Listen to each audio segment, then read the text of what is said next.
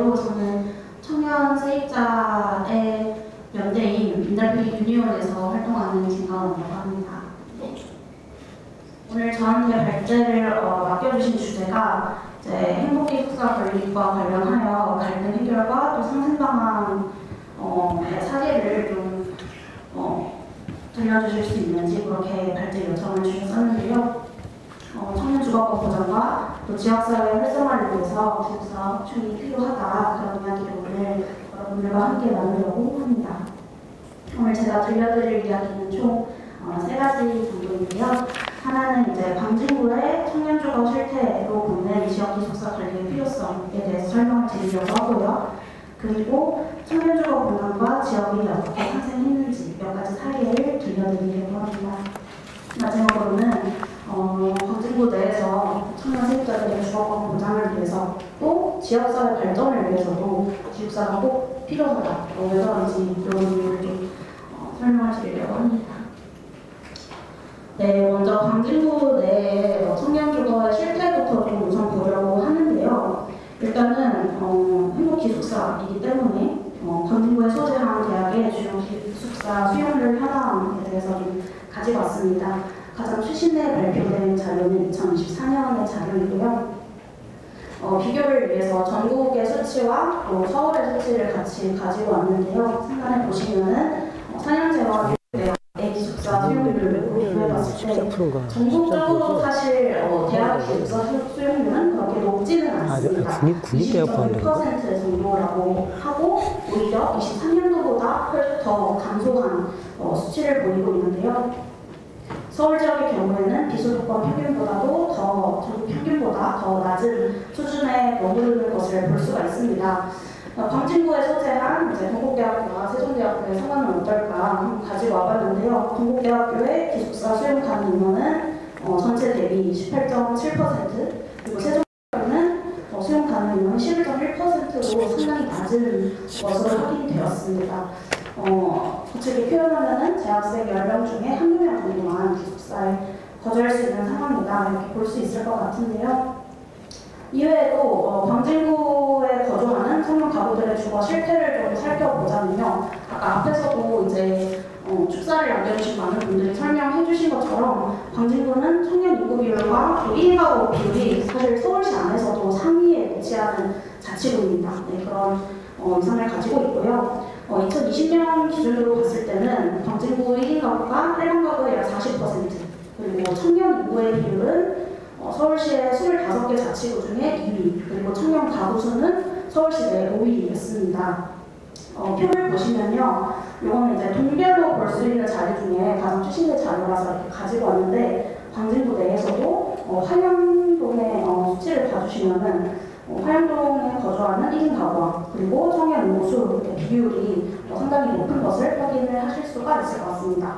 그리고 좀 더 최신의 자료를 보면요, 23년도 기준으로는 광진구에서 1인 가구가 일반 가구의 45%, 그리고 20대 1인 가구가 많이 거주하는 순서로 봤을 때는 서울시 25개 자치구 중에서 4번째로 확인이 되었습니다. 청년 1인 가구의 비율이 점점 상승하고 있다, 광진구 안에서도 이런 상황으로 볼 수 있을 거고요. 그러면 광진구에 거주하는 청년들의 주거빈곤율은 어떻게 될까도 살펴봤습니다. 일단 주거빈곤 가구에 대한 개념을 먼저 좀 설명을 드리려고 하는데요. 최저 주거 기준이라는 법을 정해놓은 기준이 있습니다. 그 기준에 미달하거나 혹은 주택이긴 하지만 열악한 공간, 반지하, 옥탑방 등으로 대결되는 공간들이죠. 그런 곳에 거주하거나 혹은 주택 이외의 거처, 고시원으로 많이 알고 계시는 공간인데요. 개념적으로는 비주택이라고 부릅니다. 이런 주택 이외의 거처에 거주하는 가구들까지 합쳐서 주거빈곤 가구라고 부르는데요. 전국적으로 주거빈곤율이 2010년대 들어서 수치로 개선되는 수치를 보이기는 하는데, 청년 1인 가구의 경우에는, 특히 수도권의 청년 1인 가구의 경우에는 2010년대 이후로 좀 개선이 되다가 갑자기 역행하는 수치를 보입니다. 광진구의 상황을 봐서도 서울시 자치구 중에서도 좀 상위권이었다, 이렇게 분석이 좀 되는데요. 그 중에서도 화양동이 광진구 안에서도 동별 청년 주거 빈곤율이 가장 높게 나타났습니다. 15년 기준으로는 50.6%였고요.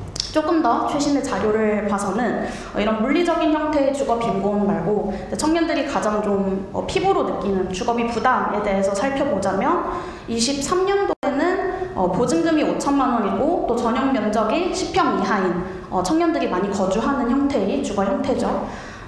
계약을 분석했을 때 월세 계약뿐만 아니라 전세인 경우에는 이제 월세로 환산해서 같이 분석을 했을 때 광진구의 월세액은 평균 62.6만 원 정도가 나왔습니다.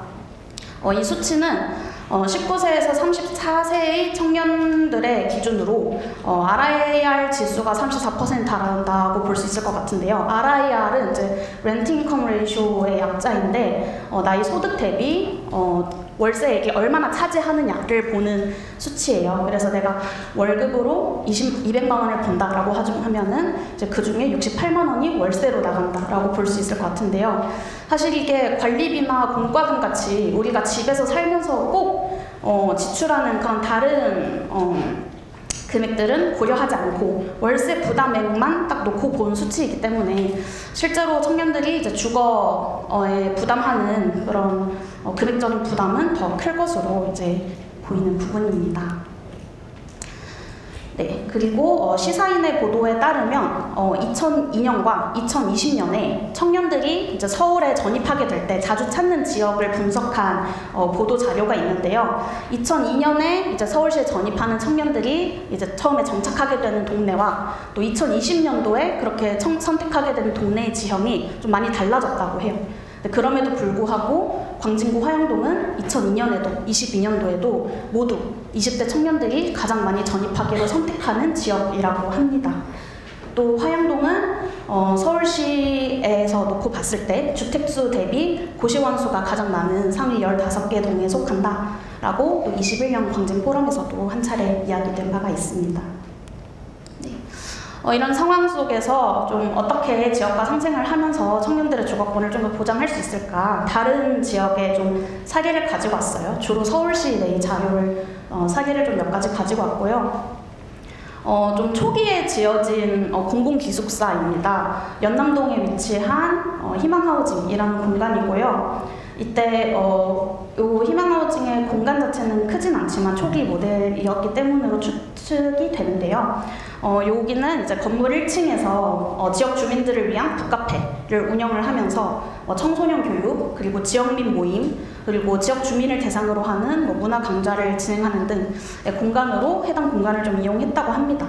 또 이제 언론의 보도 자료에 따르면은 공공건물이 들어서니까 오히려 동네가 깨끗해지고 또 저렴한 가격에 접근성이 좋은 그런 동네 카페를 이용할 수 있어서 만족하고 있다. 이런 주민들의 후기도 찾아볼 수 있었습니다. 네, 그래서 연남 하우징의 모습이고요. 네, 다음으로는 구로구에 위치한 오류동 행복주택의 사례를 가지고 왔는데요. 철길 부지를 활용한 행복주택이었습니다. 2018년에 입주를 시작한 공간이고요. 여기는 좀 상당히 규모가 큰데요.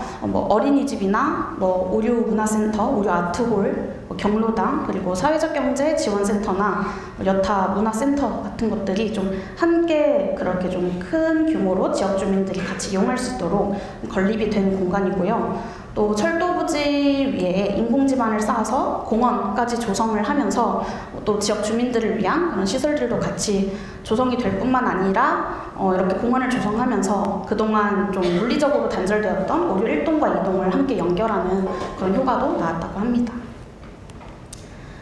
네, 다음으로는 생활 SOC 복합화 사업을 좀 이용한 사례인데요. 동작구에 위치한 행복주택이고요. 두 개 정도의 사례를 찾을 수 있었는데 여기는 이제 경로당, 구립 경로당을 재건축하게 되면서 그에 발생되는 용적률의 여유분은 청년 공공주택으로 같이 조성하는 방식으로 추진하게 된 그런 특화 사업이라고 하고요. 공공주택만 같이 새로 건립할 뿐만 아니라 이제 경로당도 같이 재건축을 하게 되면서 새롭게 좀 어르신들 친화적으로 중정 디자인을 조성을 하는 등 이렇게 요런 지역 주민들을 위한 그런 SOC의 발전 같은 부분도 좀 신경을 썼다고 볼 수 있을 것 같습니다.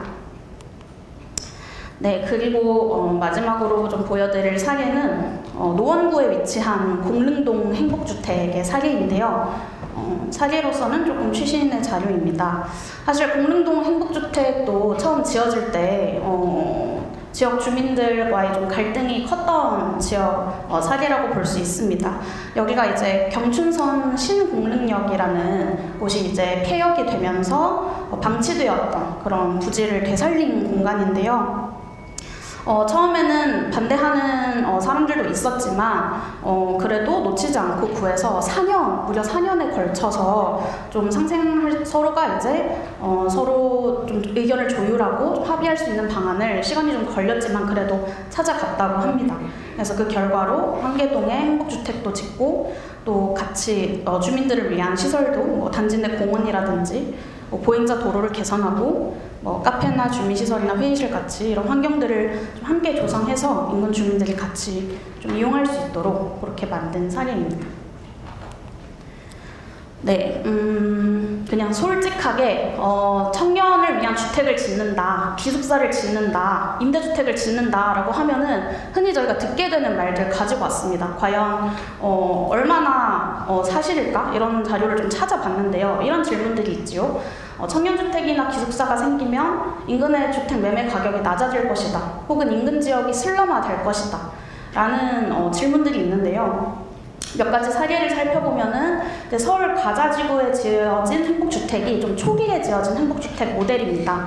근데 초기부터 이미 보도 자료에 따르면은 오히려 완공 이후에는 근처에 있던 주요 단지 매매가가 오히려 올랐다. 그러니까 이 말이 임대주택을 지으면 오히려 오른다라고 표현하기보다는 낮아지지 않는다. 이런 사례로 좀 이해해 주시면 좋을 것 같고요. 또 이 문제를 연구한 학술 논문도 상당히 많이 있습니다.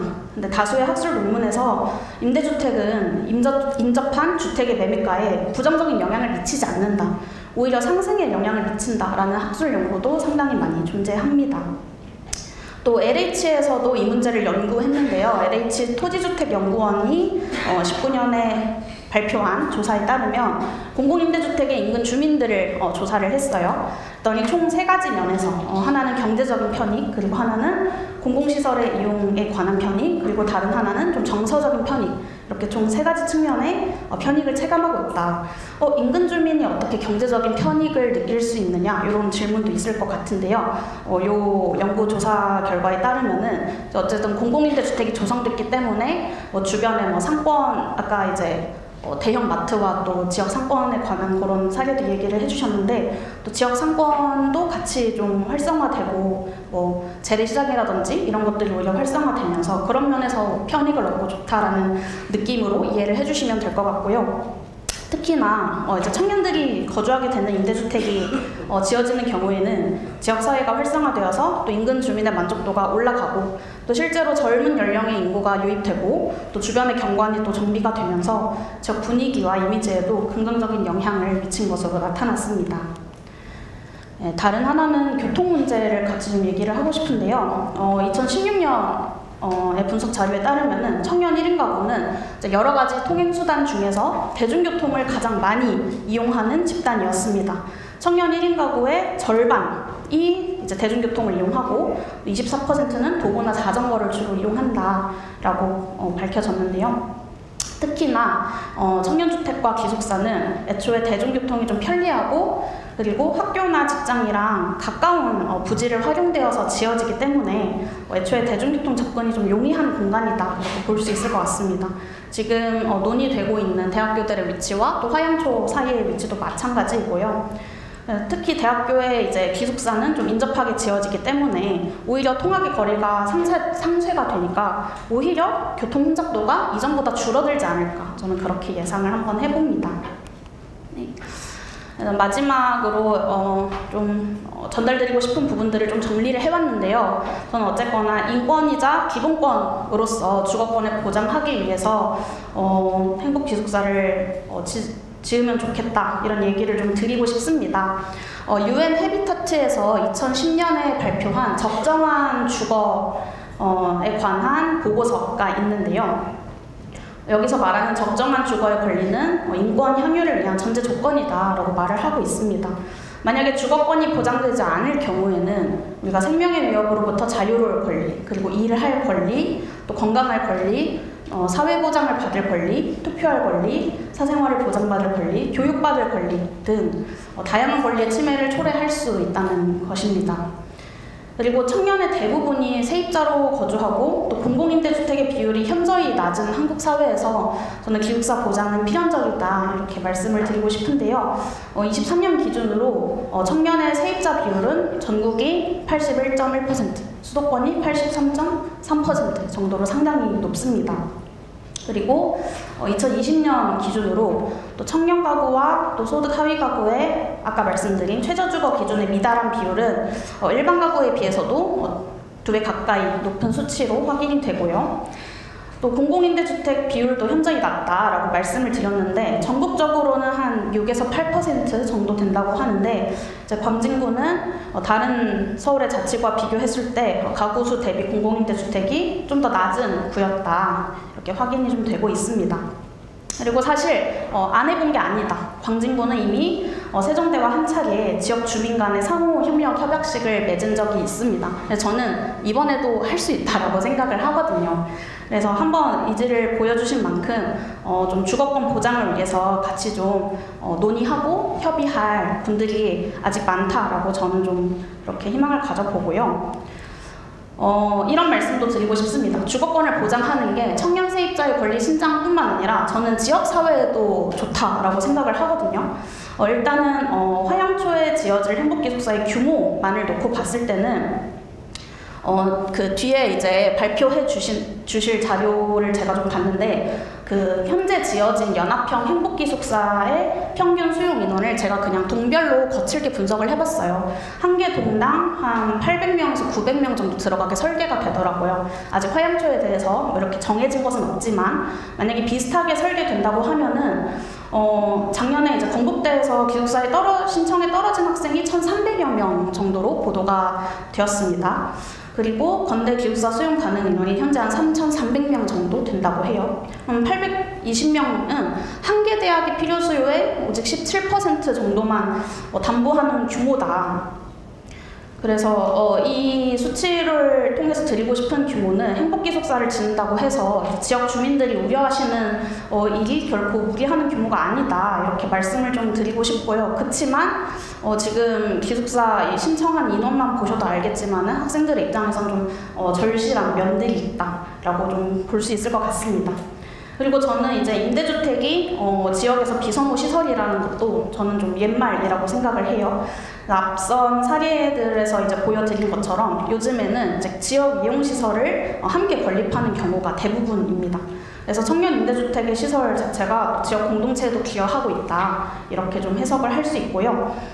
청년이 이제 정착하는 청년의 인구가 늘어나면은 오히려 고령화가 진행되는 지역에 활력을 주는 효과도 있고 무엇보다도 저는 기숙사 보장은 청년 주거권 보장을 위한 움직임이기 때문에 사실 자치구에서 적극적으로 추진하면은 그 자체로 저는 자치구에 훨씬 도움이 된다라고 말을 좀 해보고 싶습니다.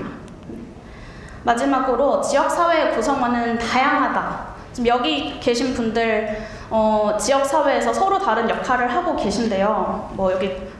저는 서대문구 주민이긴 하지만 그래도 대부분 이제 요 광진에서 학교 다니시는 분들 그리고 광진 지역에서 지역사를 위해서 일하시는 분들이 대부분 자리하신 것으로 아는데요. 제가 요 인용해온 이 말은 성북구에서도 이제 2018년에 기숙사 건립 관련 토론회가 있었던 적이 있는데요. 그때도 이제 저희 단체가 함께 토론회에 자리하고 함께 좀 논의에 참여했던 적이 있는데 그때 한 주민분이 이런 발언을 하셨어요. 나는 기숙사가 지어지면 좋겠다. 그래서 지역 곳곳에 빈 땅도 한번 알아보고 또 주민들하고도 이야기를 나눠봤는데 막상 기숙사를 짓는 것을 반대하는 사람은 없었다라는 것이죠. 그래서 지역에 있는 사람들에게는 대안을 만들 수 있는 능력이 있다. 그래서 대화를 좀 시작해보면 좋겠다. 이런 취지로 좀 해주신 말이 있는데요. 저는 광진구에서도 같은 결로 그런 협의의 장과 그리고 앞으로의 좀 가능성을 좀 모색하는 것들이 충분히 가능하다라고 생각을 하고요. 무엇보다도 전 청년이 새롭게 정착하는 도시에서 자신의 주거권을 보장받는 경험하게 된다는 것은 그거 자체로 지역사회에 긍정적인 영향을 미칠 거라고 생각을 합니다.